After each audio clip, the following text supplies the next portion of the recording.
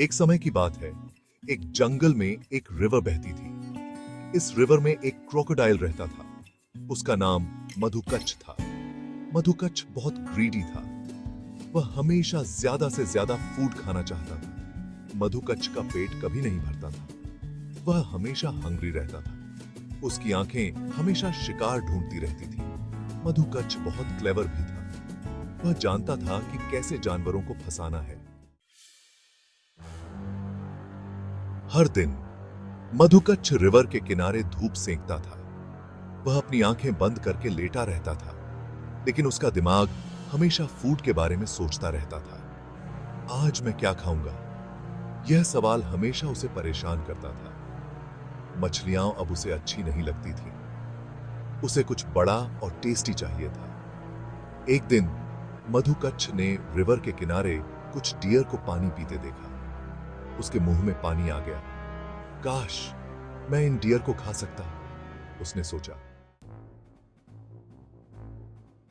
उसी जंगल में एक चालाक जैकल रहता था। उसका नाम श्याम था। श्याम मधुकच्छ के लालच के बारे में जानता था। एक दिन श्याम मधुकच्छ के पास गया। उसने मीठी मीठी बातों में मधुकच्छ से कहा, मगरमच्छ महाराज, मैंने सुना है कि आप बहुत स्ट्रांग हैं। मधुकच्छ खुश हो गया। उसने फुंकारते हुए कहा, हां, मैं इस जंगल का सबसे स्ट्रांग जानवर हूं। श्याम ने कहा, महाराज, अगर आप मुझे अपनी ताकत दिखाएंगे तो मैं आपकी और भी तारीफ करूंगा। श्याम ने मधुकच्छ को एक प्लान बताया। उसने कहा, महाराज, आप रिवर के किनारे दोस्ती का नाटक करो। मैं गांव जाकर सभी जानवरों को आपसे मिलवाने के लिए लाऊंगा। मधुकच्छ को यह प्लान बहुत पसंद आया। उसने सोचा, वाह, यह तो बहुत आसान तरीका है शिकार करने का।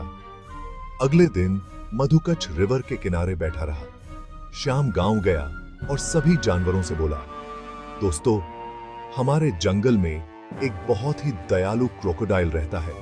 वह आप सभी से दोस्ती करना चाहता है।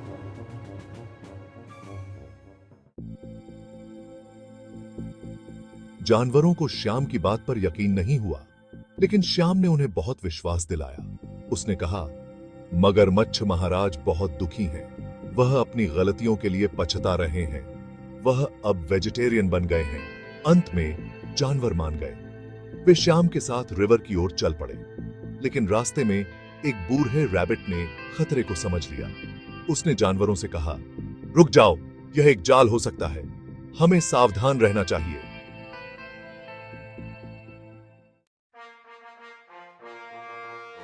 खरगोश की बात सुनकर जानवर घबरा गए।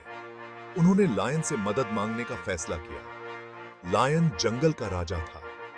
वह बहुत बुद्धिमान और स्ट्रांग था। जानवरों ने लायन को सारी बात बताई। लायन समझ गया कि मधुकच्छ और श्याम धोखाधड़ी कर रहे हैं। लायन ने दहाड़ते हुए कहा, चिंता मत करो, मैं तुम्हारी रक्षा करूंगा।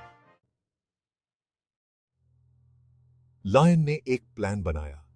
उसने जानवरों से कहा, तुम लोग रिवर की ओर जाओ, मैं पीछे से आता हूं। जानवर रिवर के किनारे पहुंचे। मधुकच्छ उन्हें देखकर बहुत खुश हुआ। वह झट से पानी से बाहर निकलने वाला था कि तभी लायन ने दहाड़ लगाई। लायन की दहाड़ सुनकर मधुकच्छ डर गया। वह समझ गया कि उसका भंडाफोड़ हो गया है। वह भागने की कोशिश करता, लेकिन लायन ने उसे दबोच लिया। लायन ने मधुकच्छ को मारा नहीं। उसने उसे एक सबक सिखाने का फैसला किया। लायन ने मधुकच्छ से कहा, लालच का फल हमेशा बुरा होता है। मधुकच्छ को अपनी गलती का एहसास हो गया। उसने लायन और जानवरों से माफी मांगी। लायन ने मधुकच्छ को वार्निंग दी कि अगर उसने फिर से धोखाधड़ी करने की कोशिश की तो उसे सजा मिलेगी। मधुकच्छ की कहानी हमें सिखाती है कि लालच एक बुरी आदत है। लालच हमें गलत रास्ते पर ले जाती है। हमें हमेशा संतुष्ट रहना चाहिए और लालच नहीं करना चाहिए।